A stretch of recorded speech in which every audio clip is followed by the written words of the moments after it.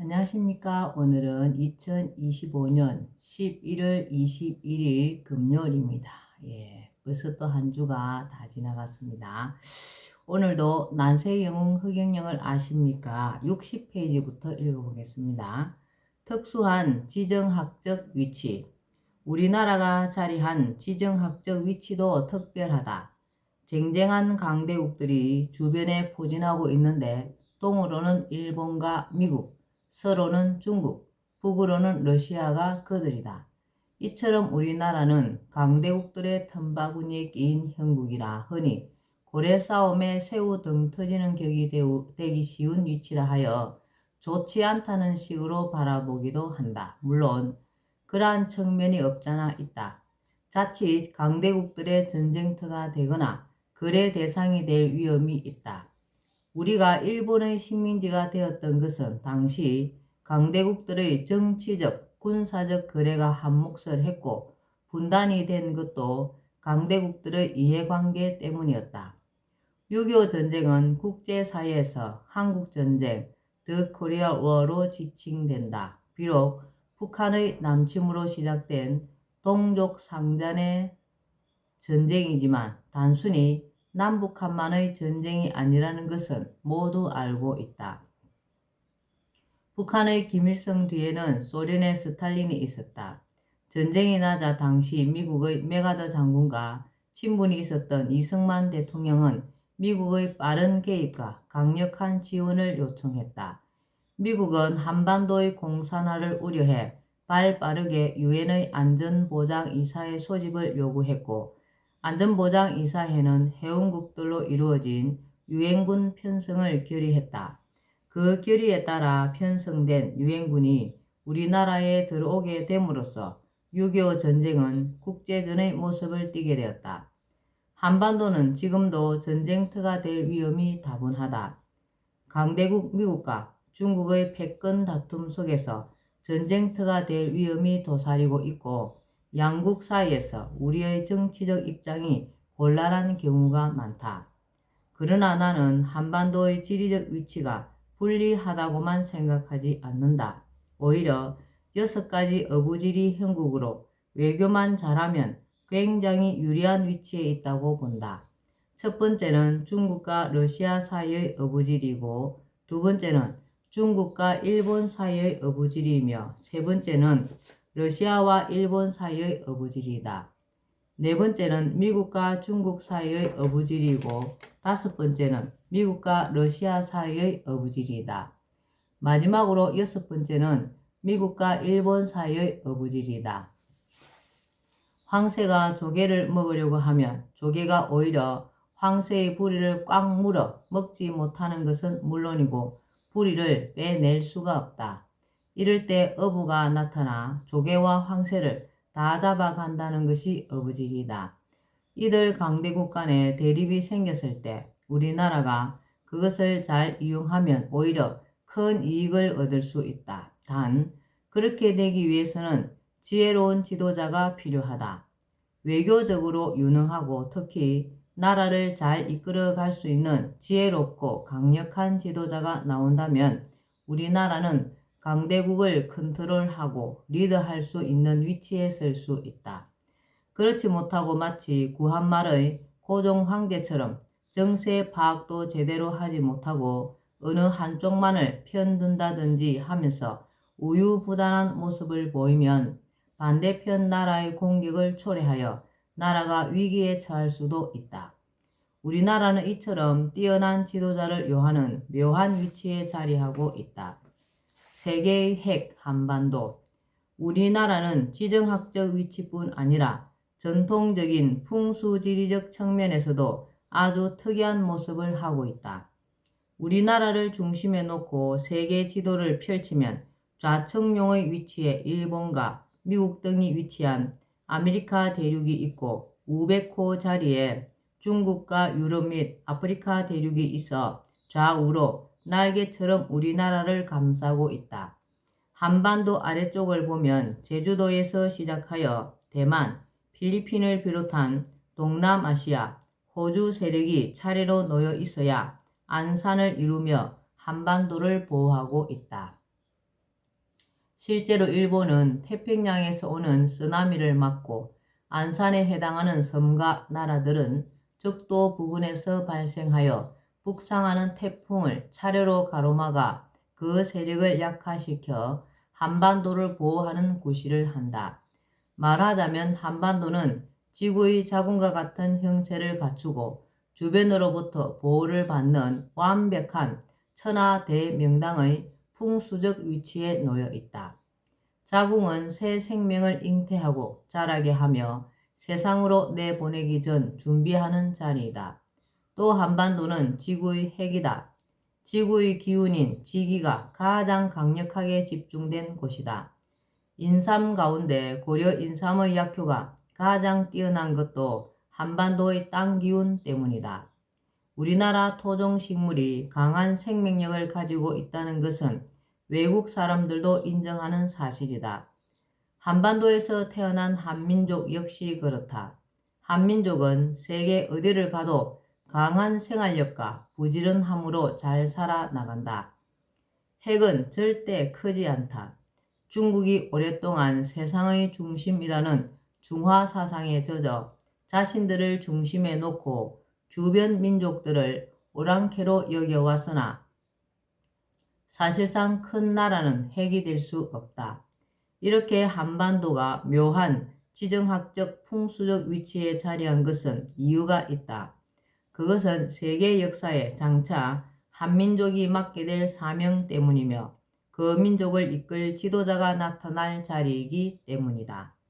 우리나라는 풍수적으로 여성의 자궁 자리에 위치할 뿐 아니라 주역의 방위상으로도 간방에 놓여 있다. 간방은 동북방을 의미하며 시작과 끝이 맞물린 방위이다. 인류가 약육강식의 생존 경쟁 속에 펼쳐온 오랜 투쟁의 역사를 끝내고 인간의 생존 법칙인 공존공영의 시대로 나아갈 때 그러한 새 시대가 시작되는 곳이 지구의 자궁이자 간방에 위치한 한반도이다.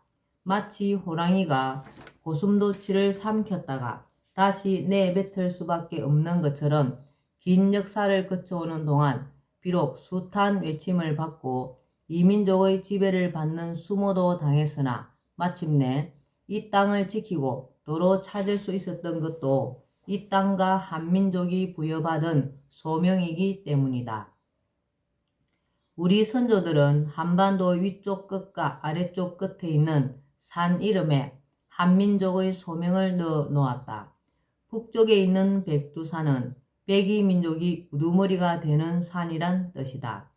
남쪽의 한라산은 한을 잡는다는 뜻으로 한은 중국 한나라, 한족으로 대표되는 강대국들, 세력이 강한 민족들을 뜻하므로 한라산은 강대국을 잡아 이끄는 산이란 의미이다.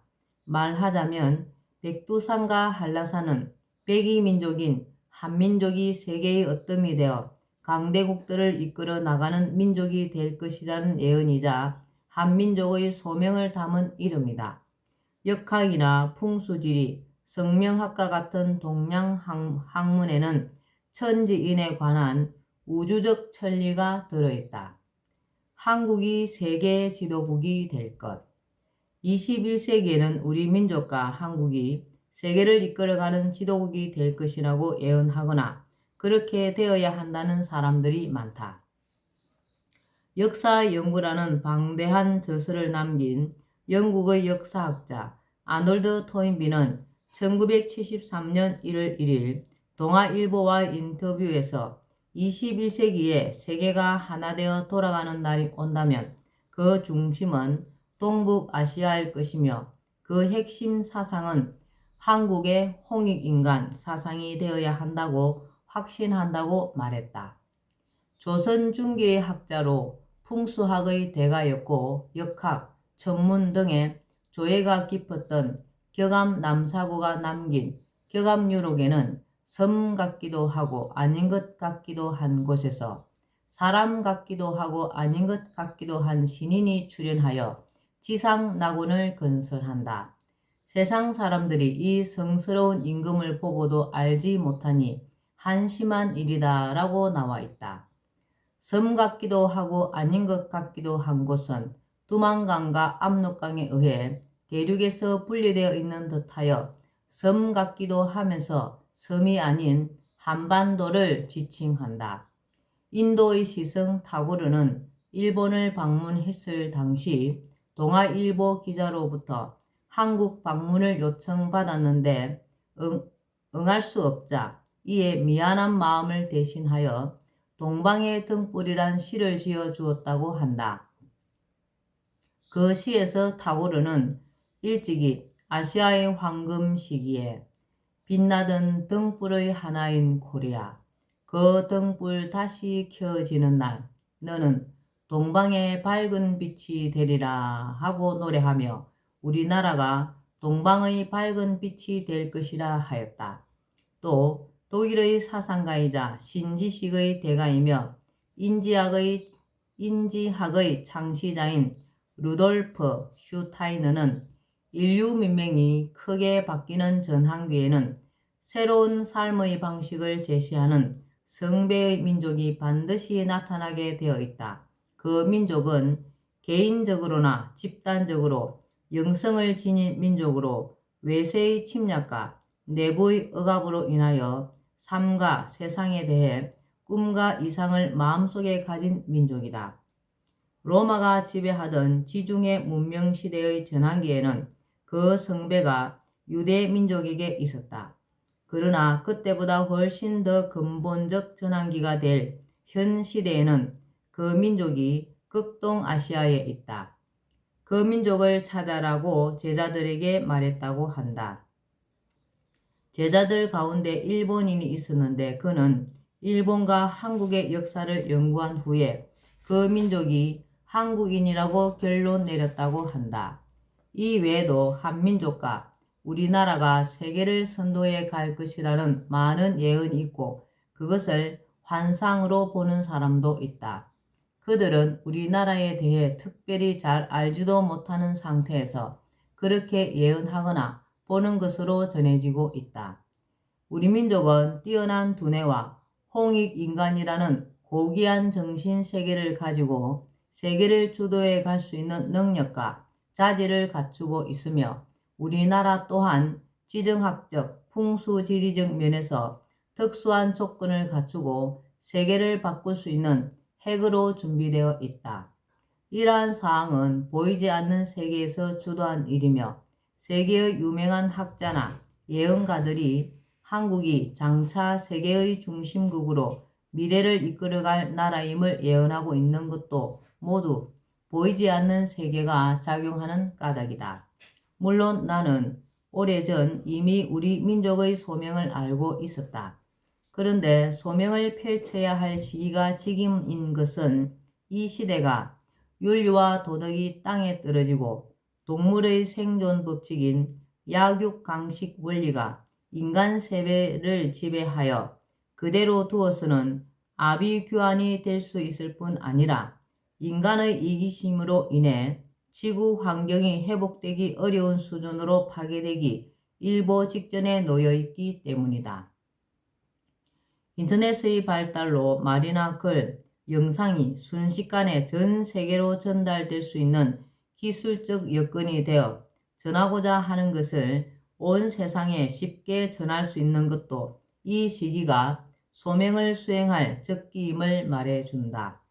단군 시조가 밝혔던 홍익인간의 이념을 전 세계에 펼쳐나가고 건강한 지구 환경 속에 개개인은 개성이 있어 서로 다르지만 아름다운 조화를 이루어 하나가 되는 화이부동의 통일 세계를 열어가는 것이 하늘이 부여한 민족의 소명임을 우리 민족이 하루빨리 깨닫고 긴 잠에서 깨어나기를 학수고대한다. 아버지의 꿈, 나의 꿈. 아버지의 꿈. 사실 나에게는 아버지가 낯설다. 얼굴도 기억하지 못할 뿐더러 내가 태어나고 6개월도 채 되지 않아 세상을 떠나셨기 때문이다. 아버지가 돌아가시기 전의 우리나라는 2차 세계대전의 종전으로 해방을 맞고 얼마 되지 않았을 때였다. 농토가 중요한 재산이자 생산수단이었던 시기, 아버지는 고향 마을에서 만석군 부자였다.